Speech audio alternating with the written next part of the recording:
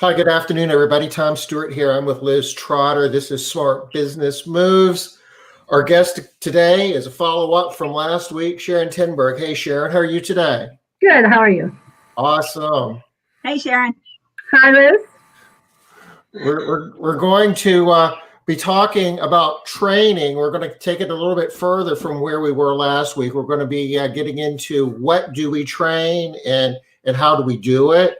And Sharon's going to walk us through that. And Liz might have some opinions, and they might debate a little bit. We can hope. We can hope. Liz might have opinions. What? Yeah.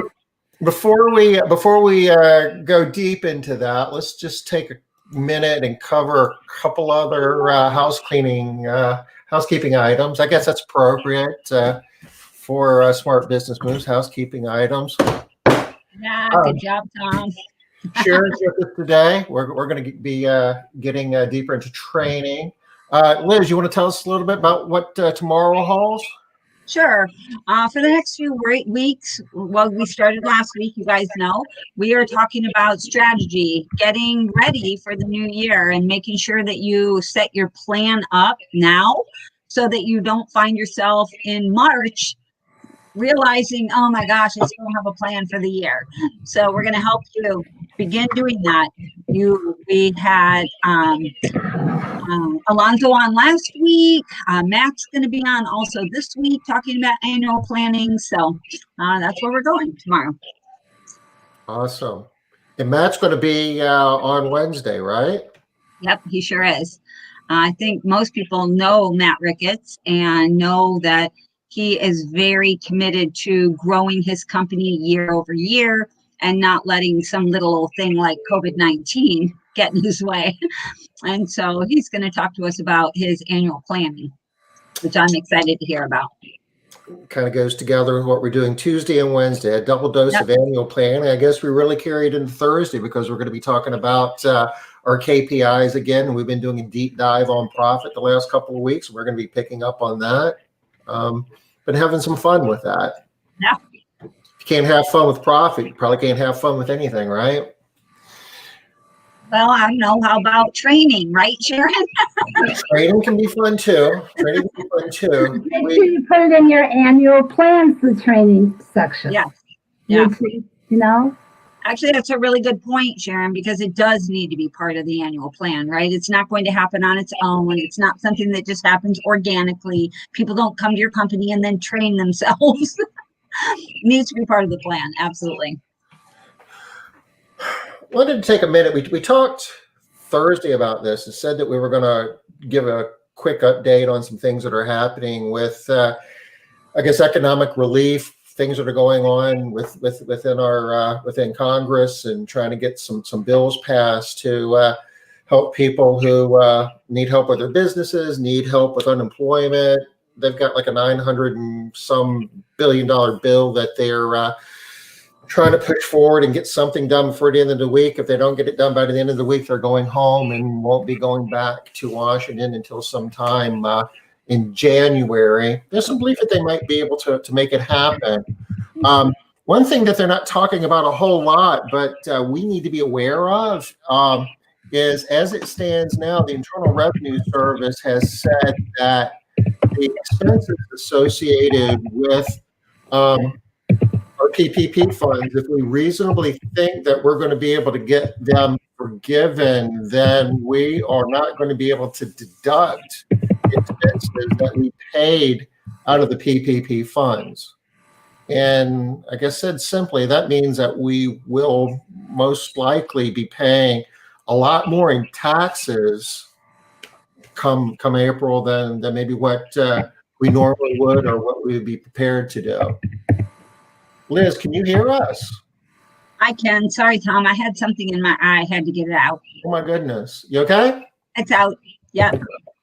Now, the way this would work would be if, just for example, this is some of the data that we've been working with on Thursdays. The long and the short of it is, if we had $1 million business and say our cost of goods sold was 550,000, that means gross profit of 450,000. Pretend we have operating expenses another 250. At the end of the day, we've got $200,000 net profit out of that company. And for most of us, we have like S corps or LLCs, and that profit flows to our personal income taxes. So, if we've got mortgage deductions and dependents and things like that, we're going to be paying taxes on a smaller part of that 200,000.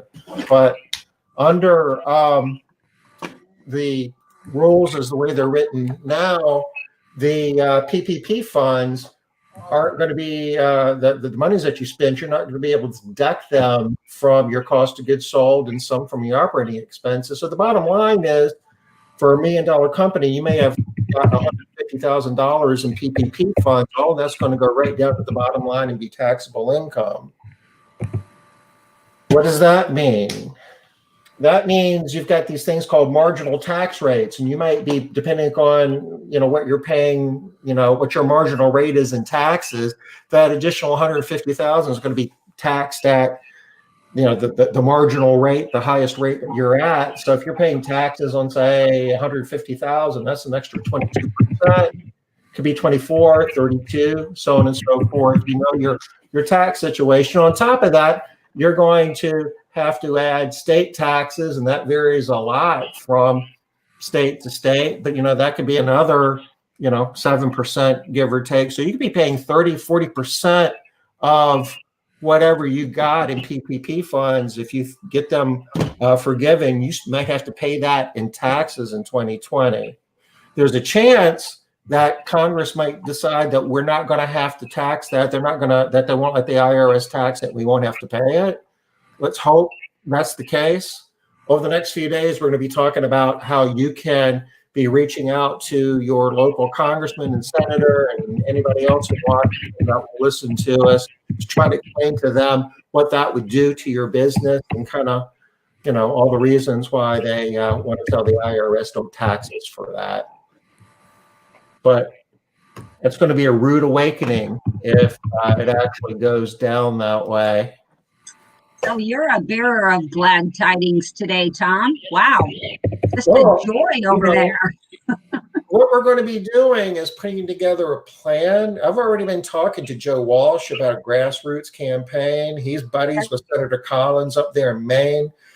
We're going to be doing some things here over the next several weeks to try to get that flipped in our favor. And it's going to take all of our best efforts. So I'm just kind of planting the seed that all is not lost, but we've got some work to do. Awesome. I look forward to hearing more about that then, Tom. Can we expect to hear more on Monday, or should we expect to hear more earlier than that? Oh, well, we'll be talking. I mean, Matt's going to be here Wednesday, so we're going to be getting into it by then. I don't know when Joe's going to have some of his material together, but I'm hoping he'll do for us what he did when he had the rules changed for the PPP. He was part of, getting his senators involved, and he gave us letters, if you remember, that we could send to our senators and congressmen. And I believe he's going to help us with that again for this effort. So we'll be rolling it out as we get more information, but I'm sure that this will be a little bit of the conversation on Wednesday since Matt's going to be here. Okay, sounds good. Oh, I just now clicked over to comments. I'm seeing everybody's comments coming in. Hey, everybody, Denise, Leslie, Donna, Marlo, ooh, Katerina. See, Marla is already, her accountant already crunched the numbers, and it would cost her an extra $13,000 more than, depending on which way this goes. If the IRS tax or, basically doesn't allow us to deduct those expenses, that's another 13 grand. And a lot of us did training. A lot of us did a lot of stuff because the point was to keep everybody working. So without a lot of regard for we generating revenue with those monies. So some of us spent those monies with no idea that we were going to have to pay tax on it. And when Tom says some of us, he means him and me, right? People we know really well. Yeah. So y'all know I'm kind of known for sunshine and rainbows coming out of all my orifices, so I'm not worrying too much. But I got Tom over here. I'm like, oh God, I don't want to be paying all that extra money. We got work to do, guys, but we can Yeah. we can tip it to our favor. Sharon, I'm how all are about you? doing the work. That's enough. That's enough of the doom and gloom. Okay, Yeah. let's jump into something. We can do something about. That's Yeah. training, and we're all about training. Get to the good stuff, some stuff that we have control over. I love that, Tom. That's a great way to tee that up. Sharon, you want to maybe give us a recap of what we did last Monday and kind of set the stage for where we're going today? Okay. Last Monday, I talked about the importance of training. We were talking about before we went on air today. Liz said, I think one thing we all agree on is the importance of training, because Liz and I had some not differences of opinions really, but differences. So, she's right. We can all agree on the importance of training. I don't think anybody's stupid enough to say, hey, I think training is ridiculous. Although I've seen a few Facebook pages like that. But I said, I think everybody agrees with it. The problem is they don't put their money where their mouth is. They don't do it. And I see that again and again and again. And then when they do it, it's degrees of what is training and what's playing training. Lots of people are playing training, and that's not going to cut it. You have to really, really, in my opinion, you would never sell a microchip without having that microchip totally defined. And so every microchip that comes off that, whatever it's called, is exactly the same. Exactly the same. How can we not make sure that every one of our cleaners cleans the house exactly the same way? And if you're going to do that, you better make sure you have the best way to clean it that you know of today that's available in today's world. I hope that changes. Someday we'll have a vacuum cleaner where you kick a kickstand and a brush comes out and does the baseboards while you're vacuuming. How hard can that be to make? And then everything will change, right? So, but until then, we have to do what we do best. So last time I was just trying to get people convinced that training is a good idea. And I did that because I wanted to change the belief of people who say, I'm short on people. I have an experienced cleaner. She's really great. Let's get her out in the field. And you spend 5 minutes in the field explaining to her this, and this product and what we do in this home, and away she goes. That I was trying to say, may you never, never, never, never do that again. If it means canceling a client, even one who says, if you cancel me one more time, I'm going to leave your company, do that, because she's going to leave anyway if you don't start training your people. You have to bite the bullet somewhere. So please do that and believe, until I can convince you to believe that your thought goes, I will never, ever, ever send another person out without training them, then the rest of what I have to say today is pretty stupid, because don't waste your time. Go do something else, because you're not going to implement it anyway. So that is where we were at last week. So I really do hope that I convince some of you to always train before you put a new person out in the field. Okay? Before they ever step foot in the client's home. So once I've convinced you that you really do need to train, the $64,000 question is, what should you train? Right? I mean, there's all kinds of things in this industry. You can send them to an HCT class with Bruce. Will I teach him how to clean a house? And even Bruce says, not really. It can save you from a lot of damage in the house, but it's not going to necessarily get you a quality-driven home. Okay, so what do you train? If you define clearly what you train, it will be considerably easier to tell them how to clean what you have defined. Okay, so you might wonder, well, am I teaching what I should be teaching? There's a very easy answer to that question. If I can come to your city and I can watch two people dust in a home, I like dusting because there's the most variety in dusting. Bathroom's pretty cut and dried, kind of, but dusting, So if I can watch two people clean two different homes, it doesn't matter if it's the same home, and they start in two different places. You're not training the what. You're not training the what. It's a good quick test, Sharon. I like it. Yeah. I have a friend, Rich Reese, who's a multi-million-dollar company, who sent me a picture one day. He was doing make-readies in an apartment complex on 2 different levels, the same layout, same floor plan. And he showed me a picture of both cleaners dusting the windowsills at the same time. In 2 different. Cool. That's what I call process cleaning. Okay, Yeah. so that would be my test. So either one of the, now I'm watching 2 different people here. One of 2 things can happen. Either you don't have the what, or one of your 2 people needs to be retrained. So you do have to take a look at that. Okay. So I actually believe that training for absolute consistency starts before the cleaner ever steps foot into a home. Okay, before they ever pick up a towel or anything. House cleaning training really has 2 areas that need to be trained. The first, and I talked about this last week, I'm going to have to come back to full circle today because probably nobody remembers. But do you remember, Liz? What are the 2? Okay. One is process, one is procedure. Oh, yeah.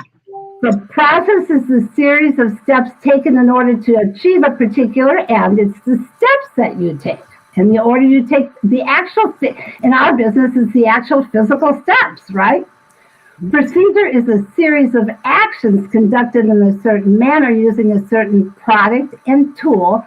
And the actions will be either wiping, rubbing, scrubbing, or scouring. Which hopefully as an industry, we could at least agree on a definition of those 4. And we'd actually be getting someplace, okay? I mean, if I could actually have a cleaner come in and say, scour that, and they would go, oh, that means do this. That should be the same thing in every single company, okay? But that's what procedures are. It's the products, the tools, and the actions you're going to take to get that job done, okay? The products, as I said, the process is a little more agreeable. When you said last week, Liz, that I'm cut and dry and it's one way or the highway, that is so untrue. Because I can guarantee you right now, the products and the tools are chosen by the company. And the first thing I do before I go to any office is say, let's walk through the products and tools that you use in your company. And unless I really feel like Goshen needed to use a feather duster because she had nothing to fill that void, I'm walking down the road with your company. You're green, you're not green. I mean, I can tell you what product and tool to use. That's your choice, okay? So, what I'm going to bring that back to is... Just a question. Did I say that you're one way or the highway about pregnancy, or just about that one thing? No, about cleaning. It was pretty much my way. And you know, I need to apologize then. That's not what I meant. What I meant was just about that you're one way or the highway about training, that it has to be done before anybody ever steps into a house, and that you okay, well, if you say that, yes, I will say it's my way around. I do believe it needs to be done before they go in there and waste a client's time teaching things that could be taught before they're in there, that they don't make mistakes. So yeah, I will say, in that respect, I think there are things that have to be taught before they make a mistake. Okay? Gotcha. But the way they do it and the products and tools, that, like I said, that is totally up to that company in every single area. Okay? But if you don't want poor results, and you don't want wasted time, and you don't want possible breakage and damage, you got to train your people, even the experienced cleaner, which takes me back to why I talked about products and tools and how they're going to vary from one company to the other. You got an experienced cleaner, if you don't take the time to show her every single tool and every single product and how you use them in your company, she's going to use them the way she used them in the old company, and it could totally wreck something. So you have to take the time, and it can't be a 5-minute, hey, this is what we use here and this is what we use there. You've got to go through what they use in each process. So I obviously can't create a document or go through every single step that you're going to need to take in this session. I mean, it's huge, right? What I'm going to do is give you a place to start. I'll give you a few examples of how I would do this, and then you can either run with it or you can go, wow, did I waste my time? Okay? So, for the purposes of this presentation, I'm going to use the kitchen as an example. So let's start with the process in the kitchen. Okay? So what is the first thing? Oh, almost makes me scared. I should ask Tom, but he would have not a clue. Liz, what's the first thing that your people do when they go into the kitchen? The first thing. They're standing outside the kitchen. What do you tell them to do? You're not going to like it, Sharon, but we have them do the cobwebs. Well, what did they do the cobwebs with? A cobwebber. So how do they get that into the kitchen? They bring it with them. Whoever is cleaning the kitchen brings it with them into the kitchen. That's the first step. Oh, okay. Okay, that's what I'm talking about, documenting it. Hey, you know, you don't suddenly bring your checks to the bank when you're talking admin. You put them into the computer and all of a sudden you're dusting. Well, how'd they get there? Okay. And you know, they took 3 trips to the car. One to get the lawn duster because they forgot it after they already brought the other stuff into the house. I mean, this is very, very important that they practice this and know what they're bringing in before they ever step foot in that house. Okay? Absolutely. So, the first step a cleaner takes in our company would be to, again, bring the lawn duster, the carrying caddy, and their mop bucket into the kitchen. Okay, and sit down next to the sink. Okay, but you're a great example. So in our company, the next thing we did actually wasn't lawn dusting. We gathered the trash and the rugs and got the rugs out of there. So when we lawn dusted, if there was a whole lot of dust coming down, we didn't have to double duty the dust. We get the rugs out of there first. Okay? Yeah. So I thought that was pretty well standard in all companies, but maybe it's not. Okay? So there are things of process that are different. Okay? So again, you've got to train your people how to do this. Now, it breaks down even then, though, because we then put our mop bucket into the sink and started filling it with water because we were on a 3-people team and we wanted that out of the way so the first person that wanted the mop had their mop bucket ready. If you're on a 2-person team, you probably won't do that. Then when we got the mop bucket out of the sink, we then sprayed the sink with Tilex because that gets rid of the coffee stain. But if you are a dream company, you're already never going to hire me. So that's why I am saying it's your price and your process. So the first thing I do when I go to a company is walk through these processes so we can figure out what direction they're going to go in. But again, I said to you how important it is to train somebody because that's all process. Okay? Let me get my thoughts together here. I believe that process should be taught in the office and not in the home. Process is a very hard thing to teach. It's harder to teach than procedure. And it is a habit. So if you get somebody who's experienced and you want them to follow your process instead of theirs, it's really difficult. And if you don't believe that, you never tried to teach somebody to use an apron who hasn't used one before. It's very, very difficult. And it's, again, a habit. And if you can get them to use that apron by reinstilling habits, oh my God, they'll never give that apron back because it's so handy. But if you never teach them that habit, it's just something else they got to wear when they're cleaning. So to me, process starts in the office before you ever go out in the home because I find it very hard to figure out a way to teach process in the home. Process seems to get lost with procedure. Suddenly you're so busy trying to get the scum out of the bathtub that the process and what you do after the bathtub is long forgotten.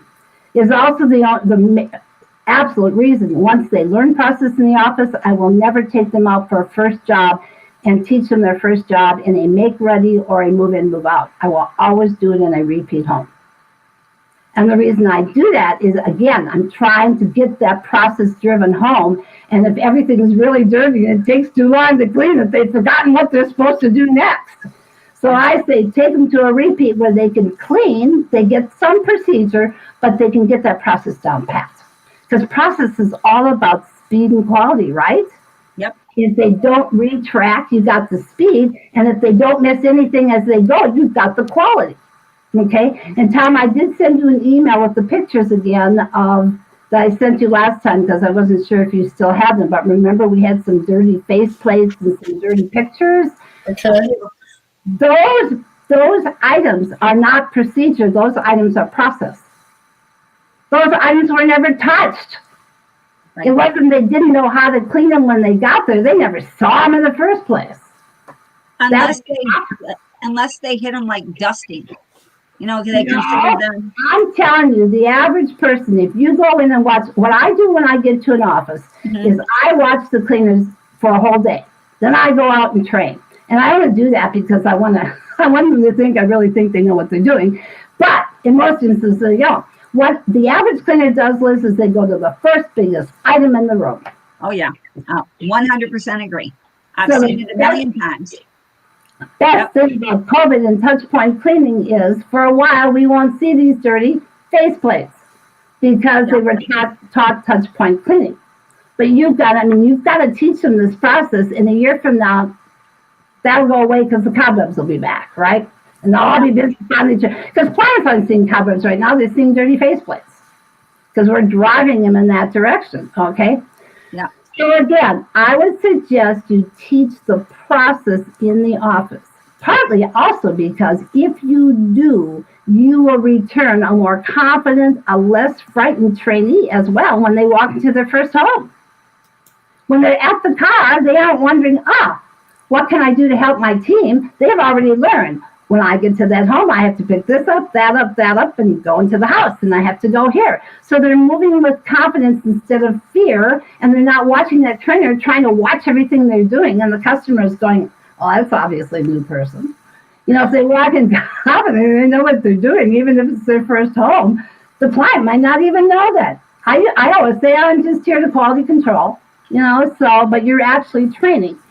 So you've got to document processes. You can't, just like procedures, if they aren't documented, you can't teach them. It's not, life-threatening. It's not like making a marketing plan for next year. But it can, down the road, time cost you as much money as anything else you do about finances next year.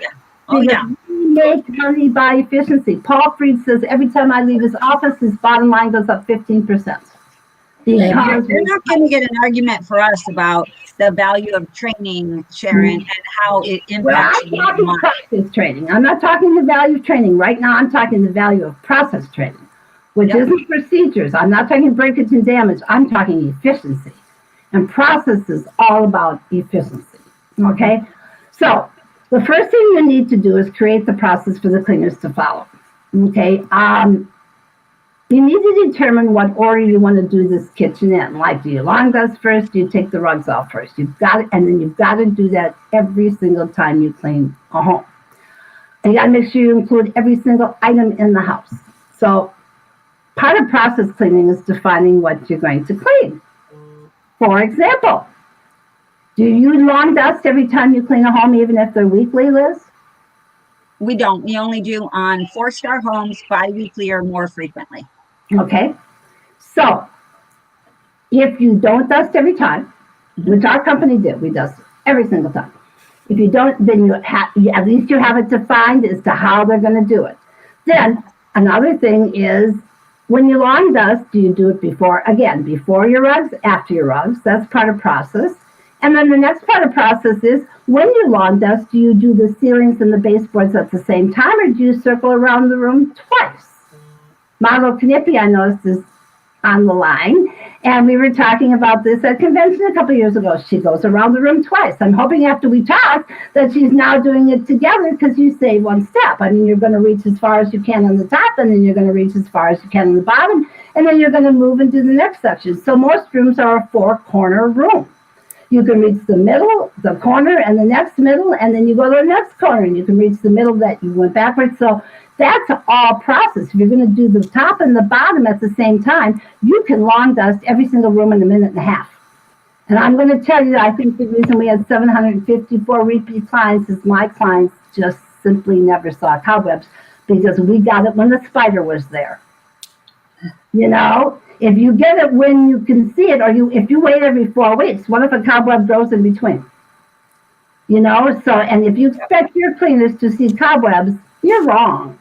I mean, they just don't. You can't count on their judgment. It's not going to happen.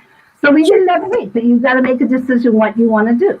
So just to recap, to make sure that everybody's on the same page, you're making some differentiations here. We're talking about the process, what to clean and when to clean it. So it's about Kind of like SOPs.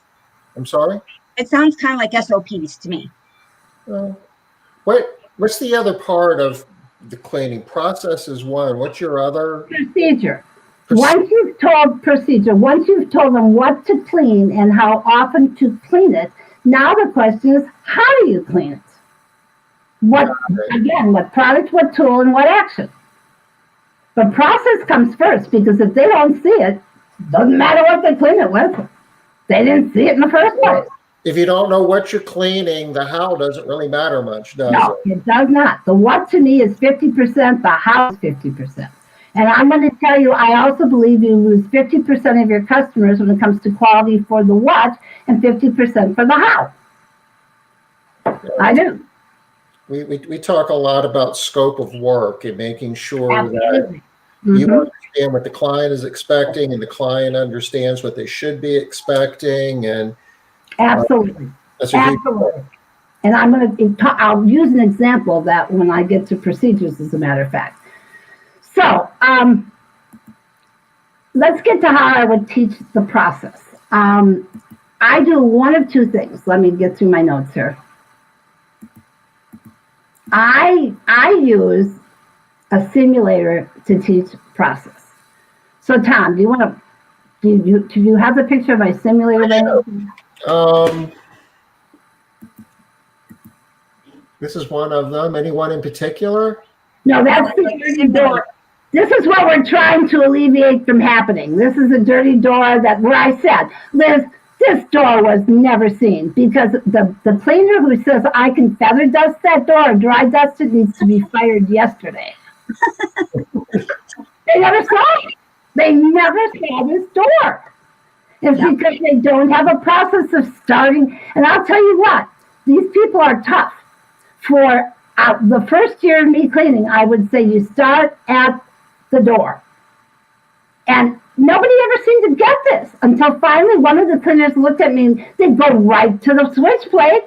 I go, you start at the door. And finally somebody said to me, oh, you mean you start with the door? Yes, you start with the door. If it's not the door. So you see, you got to watch your wording. But this door has never been cleaned, Tom. So if you keep going through the pictures, one of them is the simulator. And as he's looking for that, I'm going to tell you how I use this. So I have a simulator that has little whisk brooms that a cleaner will actually, here it is. A cleaner will actually sit down with the simulator and they will click the whisk brooms in the order they need to be clicked so that they learn the process. And as soon as I bring them in, the first thing I do is process. We never talk about procedure at all. So they watch a video, which Liz and I discussed last week. I think you have to show them a video. And whether the video is exactly what you do or not what you do doesn't really matter. If you don't have a video, please get a video and use it. And Liz, how we kind of got off track last week, but I loved what she said was she used to use my videos. I said this, and she'd use them to show what was wrong. Now, Liz came back in, granted, and said, well, hopefully she said, there was a lot that was right. But of course she had to point out what's wrong. This is going to be my point right now. Before we get to the simulator, you need a video. You make it as close to your company as you can. But you know what? If you don't make your own, it's not going to be exactly like yours. So the first thing you need to do is show them the video and show them the differences in the video from what you do versus the video. If you're going to do it online, not bring them in, then send them something that says, hey, Sharon's company does this, we don't do that. Notice she doesn't have face masks on. You need to wear a face mask, okay? So the video comes first. But I'm going to say to you, I know tons and tons of companies who can't get past that $500,000 to $600,000 mark because they never used a video because they're going to make their own. Because it doesn't match theirs. That video has a Swiffer, and I would never have a Swiffer in my office. That's it. I'm not using it. I'm saying you'll never get above 600,000, and you'll never get to making your own video if you don't use somebody else's right now. And then if you can get to it, fine. But I'm going to say this. If you got to making your video finally in December of last year, it's already outdated because they aren't going to have face masks on. Come on. That happened in February. Good point, Sharon. Good point. If you think you're going to make the perfect video, you are crazy. I mean, it's just always going to be a moving target. So mine is 10 years old. You know what? If I put face masks on them now, a year from now, my video would be outdated because I bet a year from now, well, 2 years from now, definitely face masks will be out the door. People don't like them. They aren't going to stick around. I don't care what anybody thinks. So you're outdated again. So I'm saying use a video. Show them the video. Now they at least saw the process of how you go from top to bottom one time around the room and you clean everything as you pass. They can conceptualize it, okay? It's better than nothing. Then I put them in the simulator and I give them a cheat sheet that says, this is the order you clean a room in. Because I'm not trying to stress them out and I'm not trying to test them. I'm trying to teach them. So they will get a sheet with about 26 little broom things on it. And the first thing they're going to do, Liz, is set their bucket down so you can see the broom on the floor. And they're going to set their bucket down, and that's actually the bucket. And then the bucket appears. And then they're going to do the next step. And as they do each thing, I did update this for COVID. So as they touch each brush, it says, is this a touch point? Yes or no. So they know if they have to use disinfectant or something else. And that's the only thing they do as they go through the simulator the first time around. I have them keep going through it again and again and again until they feel comfortable enough that they can put away the cheat sheet, and now they know the process before they ever step foot in the door. They know what to do first, what to do second, what to do third. Okay? Yeah. If you don't have a simulator or you don't want to use my very inexpensive simulator, you can indeed accomplish the same thing. And I was looking for this and rapidly today and couldn't find it in the 5 minutes you guys were chatting. You should have taken more time. But I have a picture drawn out. I actually have a kitchen. It's just a raw kitchen, right? It's stick-like, you know, it's like a building spec would be. And I have circles where my whisk brooms are. So people can number the circles in the order that they would clean the room. So hold on, Sharon. Give us the link to the simulator so Tom can drop it in the comments right here for anybody that's interested. Cleaning Made Easy, MAID, app.com. cleaningmadeeasyapp.com. Okay. So anybody that's thinking, let me say something about that. The first thing you're going to see is this stupid face mask, because I went into that business for a while, as you know. And I decided to totally make this site an educational site. So it's in the process of being worked on right now. So I have a little secret for you all. If you go right now, it's free.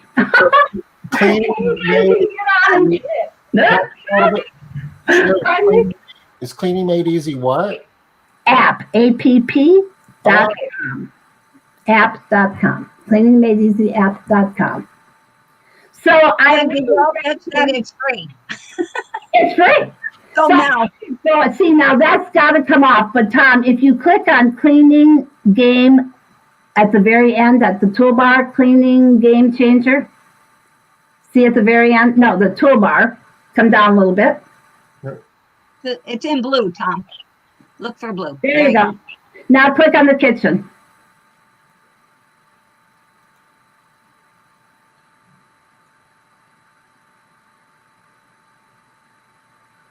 Okay, so you get the video for free and the app for free. So the video, what you would normally do, so we can walk through this, thanks Tom, is you would normally put your cleaner down at the video first. The app, the game itself takes about 2 minutes to load, which is fine, because the video takes 15 minutes to watch.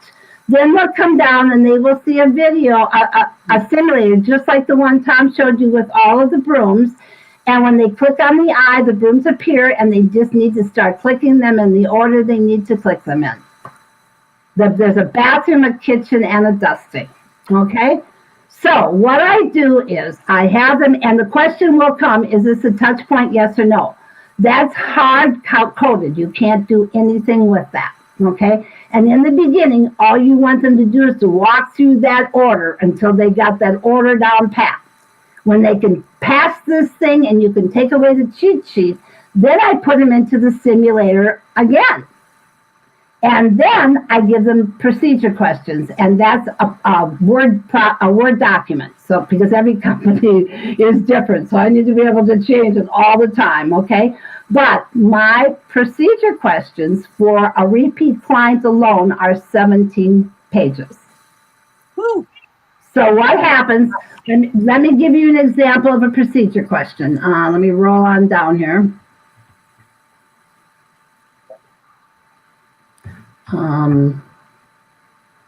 Okay, trash can. When they get to the point of course, the trash can comes after the rugs and everything else, but when they get to the trash can, if you want to see, Tom, where the brooms are, click on the eye, the little eye on the bottom. Okay. Brings up all the brooms, okay? And then you just have to play with the screen to get used to playing with it. I'm going to say it takes a new person who's never played a game or worked on the computer about 4 minutes to learn the screen, but it is touch. So if you have a touch screen, it's much easier, I've noticed, for people because they can slide the screen around better and they can just touch it because they're not used to a mouse. Like if you're working with a Hispanic crowd, they're not used to a mouse. And I don't mean to profile there, but a lot of them aren't. So but if they can use their fingers, it's much easier. And the touch point questions are in English and Spanish. So it will work for either one. And there's your first probably touch point question. So what I do first is get them to learn the process, as I talked about. Once they know what brush to push and they got the process down pat, I send them back into the simulator again. And every time they press on something, on a brush, they answer the question as a touch point, but then they answer the procedure questions that you've given to them that go along with that particular item. And I'm going to give you the example of the trash can, okay? So they're going to click on the trash can, then they're going to go to their Word document. It's going to say trash container, and the first question is going to be, what do you do with the trash in the container? Now, they've already taken that trash out in the process in the beginning, but I actually do teach that here because I can't seem to work it in any other place. But anyway, you put it outside the room near the door, do nothing with it, dump the trash into the trash bag you brought it with. So A, B, or C, and they just circle your answer. Then the next question I ask is, what product do you use to clean the trash can? So this is where you bring in your products. I, of course, have 11 answers.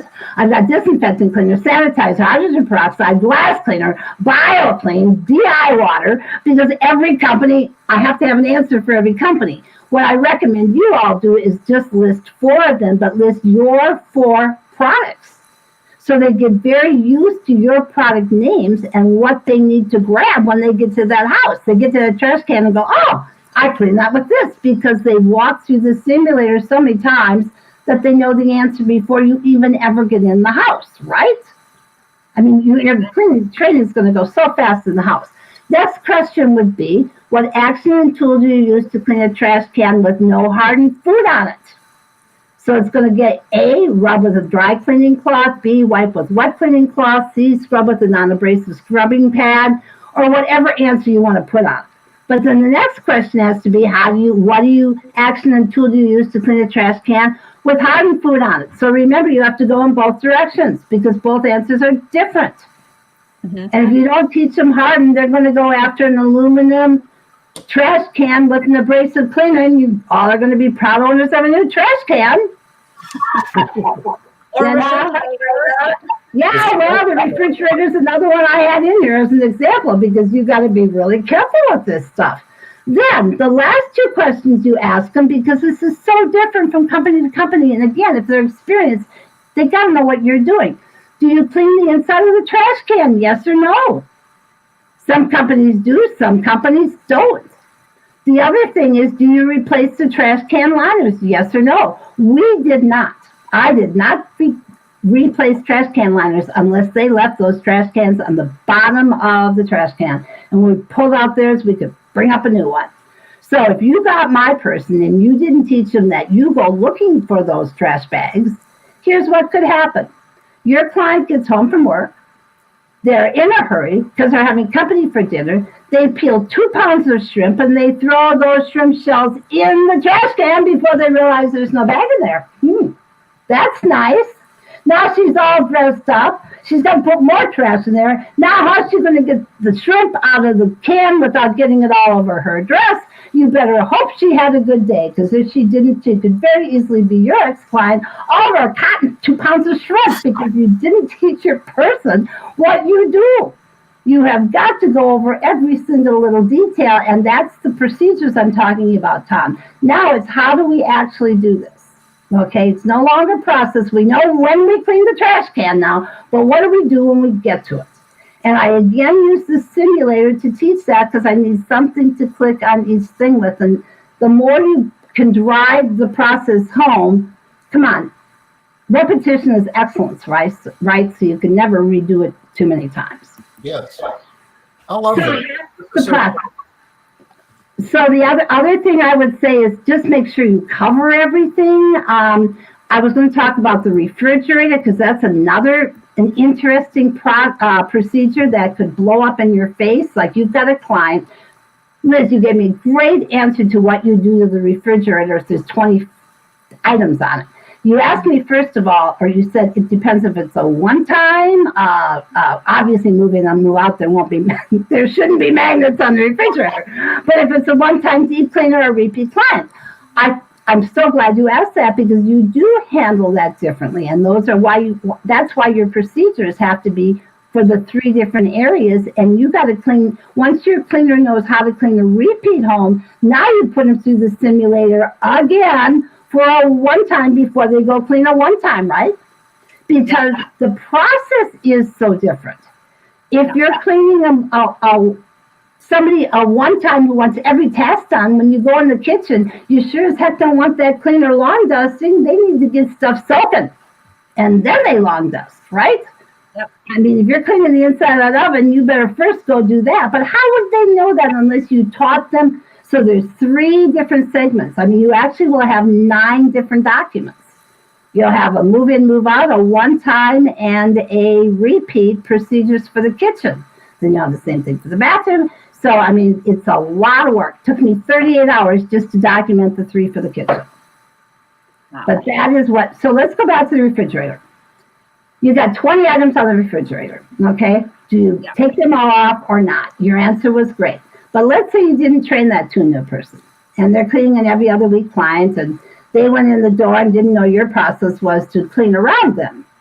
They took every single one down, and they shined them up, and they shined that door, they put them all back, and that client got home, and oh my gosh, when it's that good, you notice the difference, right? Even though you're cleaning between it, when it looks like that, you do notice the difference, because you open up the door all the time. She goes, whoa, this is great.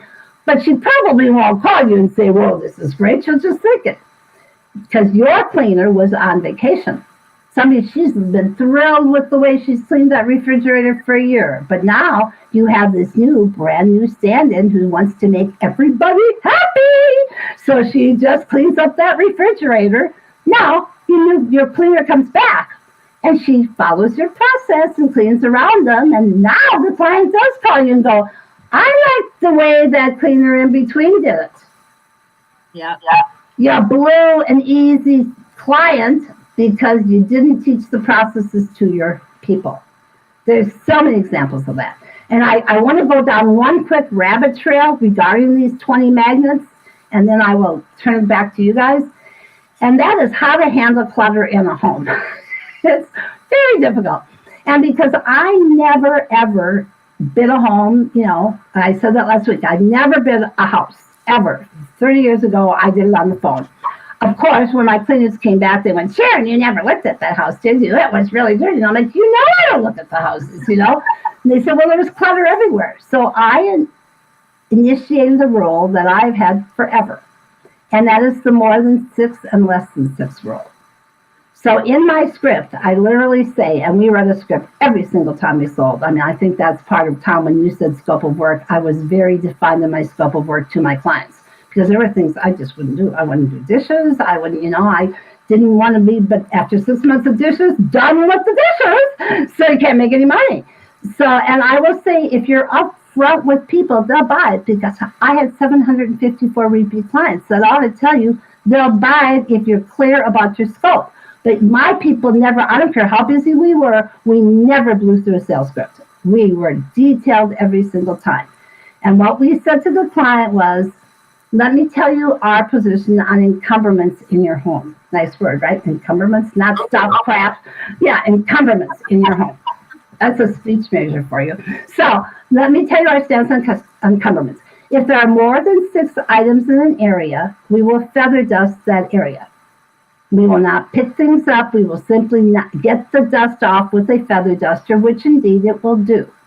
If there are less than 6 items on any area, we will pick up every item. We will wet wipe the item or use the appropriate tool, and we will clean the surface, and we will put them all back exactly where we found them. I say that to every single client. That gives me automatic permission to take that pigsty and feather dust it. So we put things exactly back where we found it, so I don't have to organize it, and it's in the script, and they heard it. And I'll tell you what, it works for pigsties, because I always have a defendable position. They might call, and I read them back the exact script. I read them when I read. So, I got a defendable position. It doesn't always work, granted, but it'll work sometimes. But the person who wants everything wet wiped also is okay with that, because I went to a home once to drop off cleaning cloths, and this client was like running around, and I said to the girls, what is she doing? And they said, oh, if there's 4 items on an area and 8 items on an area, she takes the 2 items off the 8 and puts it with the 4, so every area has 6, and then she puts them all back when we leave. Wow. And you know what? I was fine with that. It's a win-win. We have control, and she gets done what she wants done. But I want you to know that clients hear that, and if you're concerned about, for the cleaner, it's cut and dry, because they never really know what they should fly through and what they shouldn't fly through, and they usually fly through the wrong thing. So it's cut and dry. Less than 6, more than 6. I really love that number. Does make it nice and easy. It does. Like I'm at a training, and somebody looks at me and they go, I'm like, how many? Now, I do tell them to break the rule in a living room that's just very neat and clean. I mean, if it's 8, I wouldn't lose the client over 2 cotton picking items, but again, that's a judgment call. So you might want, and they're not good at that, so you might want to go ahead and make it 8 if you think it should be a little bit higher, okay? But I do think that works well, and I wanted to share that because I didn't know if you guys had ever heard that before, but it really allows you to take care of a lot of problems when you're running into these very messy homes, okay? So that's about all I have to say. I'm going to say, besides making you money, besides not listening to bitch calls, excuse me, but I mean, I shouldn't say that, but oh my God, I mean, I can't handle them. That's why I got out of face masks, because I was getting calls, and I'm not used to complaints. I can't deal with it. My aprons are perfect. Put me back in the apron mode. So if you want to get rid of complaints, you want to do efficiency, then you absolutely have to do this. Now let me shut up. Well, I like your simulation, because even the person in your simulation is wearing a face mask. Well, that was easy to redo. A $35,000 training video is not easy to redo. It's not even $35,000, but it gives me far more flexibility. Okay. Yeah. This is so cool. Do you guys have any questions for Sharon? Let us know in the comments. I probably should have said that a lot earlier. I think that this looks like the simulation tool looks like something that a lot of people could really get a ton of value out of.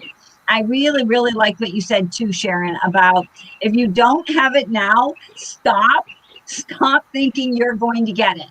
Until then, let's just go ahead and get something that's already made. Because, Tom, what's the saying that you all always say? Done is better than perfect. Is that right? Correct. Yeah. let's just get it done, right? Perfect can come later, and perfect doesn't Let last. me interrupt for 1 second, because if I would have given my whole presentation, that was actually in there. There was a consultant once in Austin who used to say anything worth doing is worth doing poorly. I like that. I like it. Yeah, I do like that too. Yeah.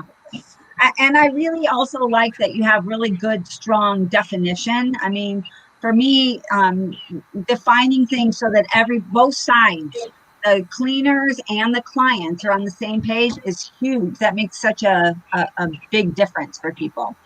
They're able to love them. I need to get some of these aprons. I haven't even seen the aprons, so I really need to, especially they're waterproof. That's always the big thing, right? Well, I think it's just very important during COVID, and I'm actually shocked that anybody's using a cotton apron, because you're supposed to wipe down your aprons between cleanings. Come on, you wipe everything else down, but not the apron where they're constantly in it and using it. You can't wipe down cotton. So you either have to put on a new apron or get one that's waterproof that you can wipe down. Yeah, makes sense.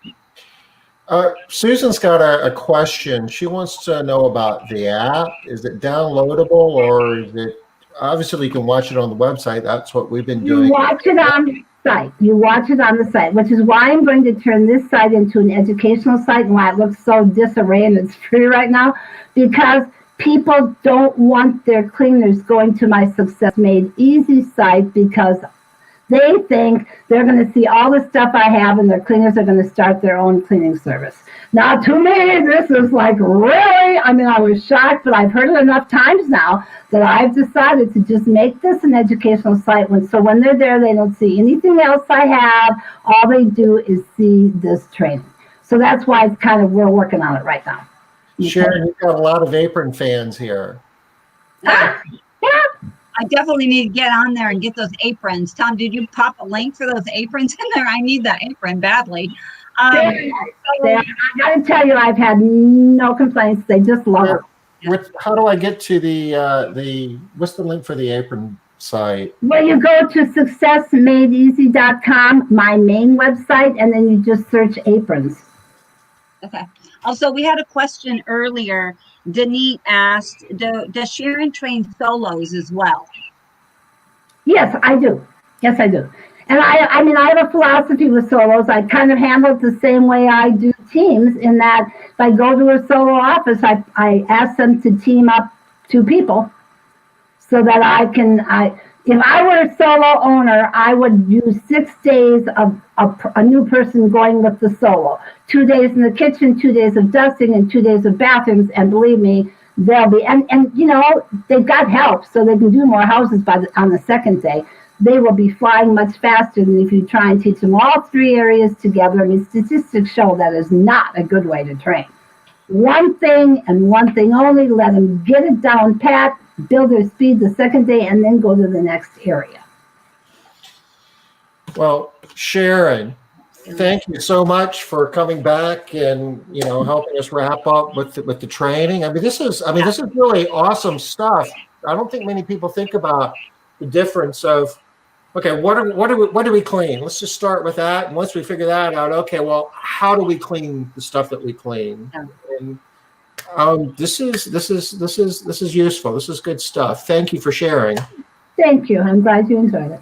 Yeah. Also, I really like that you break it out for all of the different areas, Sharon. How many pages did you say you had for the kitchen? 12? 17 for a repeat home, 23 for a one time.